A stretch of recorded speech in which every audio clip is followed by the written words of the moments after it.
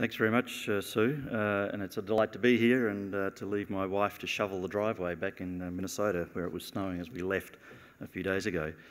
Alistair opened the session with, I think, a really nice overview of the forces that are driving multi-factor productivity growth in Australian agriculture. My remarks are going to broaden us out to look at the developing world generally, but also in the context of world developments with respect to R&D investments and productivity developments as best we know them, and to try and put Australia within that sort of global context. The new evidence that I'm going to present here is still emerging, but nearly complete, and we expect to be rolling out a series of papers beginning around the middle of this year with final versions of some of the data that I report today. And this work is undertaken by myself with colleagues at Minnesota, but lots of colleagues elsewhere around the world, including folks here in Canberra at CSIRO, and with the Harvest Choice Project, which is a joint undertaking between the University of Minnesota and the International Food Policy Research Institute. So what I'm going to point to is what I see as some very significant structural shifts in agricultural production and productivity worldwide and R&D investments. And these structural shifts take substantial time to play their hand out. The relationship between R&D spending and productivity growth is not a matter of years, it's a matter of decades. And I think the economics profession has hitherto underestimated the length of these lag relationships. 50 years ago when we started working in this area, we had lags between R&D spending and productivity, consequences of about 6 years. The more recent work that myself and colleagues have done for the US suggests that on average, these lag structures are around 50 years long. So that doesn't mean you have to wait 50 years to have a productivity impact, but it takes that period of time from when you start investing in R&D for it to follow through in terms of technology development, commercialisation, adoption processes and the like. So as we're looking forward to the future, which is the theme of the Outlook conference today, and particularly with excellent presentations yesterday on sort of global food systems to 2050, we really have to bear that in mind to think that the die, in a sense, is cast with respect to this R&D productivity relationship over the nearer term, but certainly over the longer term, subject to change, and change based on decisions that we make now. So a lot of our measured view of global production goes back, or begins in 1961, which is when the UN's FAO data is first reported. And I've been trying to push with some colleagues data back further than that. And here's our take on this in terms of the global value of field crop production going back into the early 1900s. And these are for 15 field crops. These are valued in 2005 constant prices. And we can see this very massive increase in real terms from around $82 billion back in 1908 to nearly $535 billion in 2008.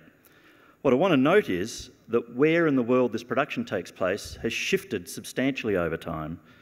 So back in the 1930s, Asia accounted for just over 18% of that global total. Europe and the New World, including Australia, New Zealand and the US, accounted for over half of that production. If we fast forward to 2008, we see a huge shift in the global shares of that production. Asia now accounting for 44%, and the European New World total just over a quarter of the total global production. The other perhaps surprising thing to many is whilst we view agriculture as this very spatially extensive production process, I think the estimates are about 40% or so of the world's ice-free land mass is devoted to agriculture. Through an economic lens, it's a much more spatially concentrated undertaking. So what I've done here is taken the average production in 2006-2008 across about 170 commodities, crops and livestock commodities, and arrayed countries from left to right in terms of the largest to the smallest producers, and tracked their shares of production over time, and that's what this curve indicates here, to make the point that 55% of the total agricultural production in the world takes place within just 5 countries or 5 regions. So China, the US, India, the former Soviet Union and Brazil account for 55% of the entire world's production. If you look at a commodity level, take about the top 10 commodities around the world in terms of crop commodities and look at the spatial concentration of production of those, typically 70 to 90, 95% of the world's total production of each of those individual crops takes place within 10 countries or less.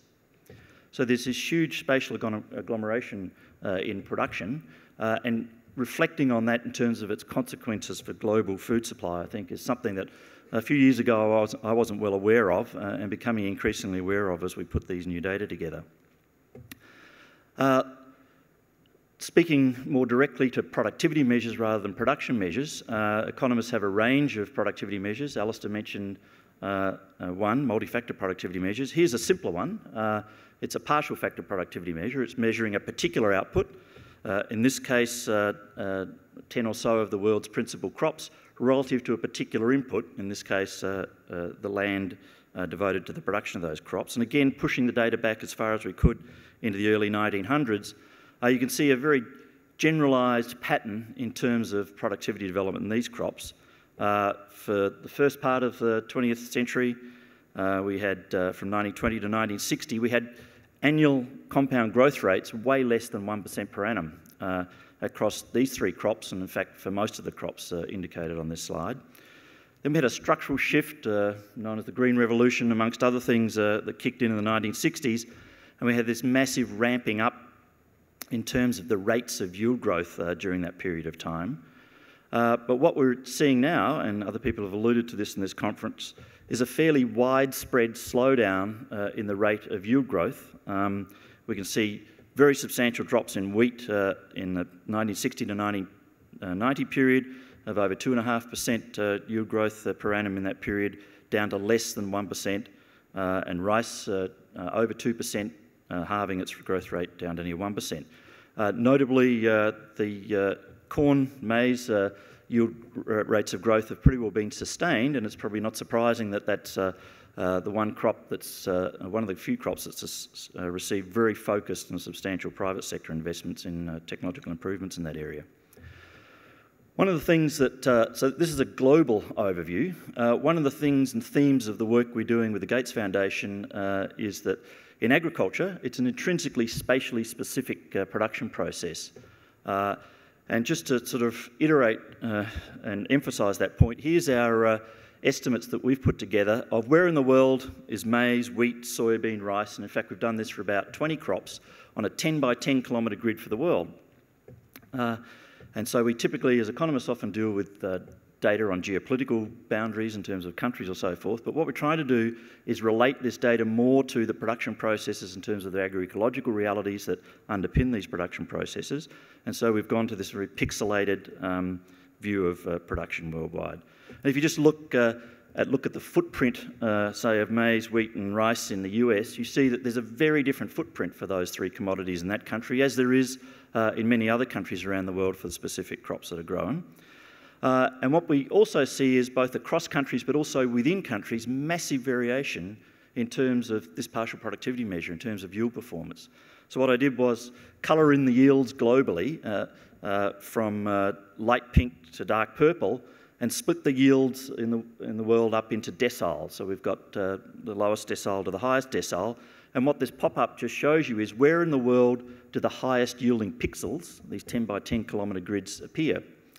And we see the US, so this is the top 3 yielding deciles in the world in terms of yield performance.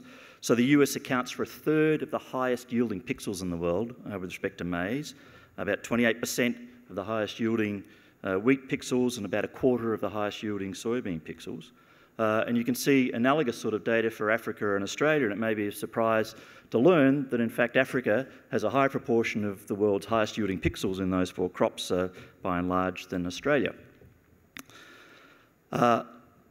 Where in the world production takes place in 2000 or 2012 is one thing.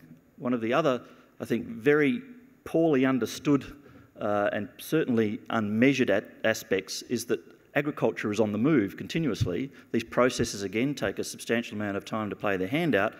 But here's some work that one of my graduate students has just finished off, looking at the spatial dynamics of production, where here we've got counties in the US, so we have over 3,500 counties, coloured in terms of their share of corn production in the US back in 1899.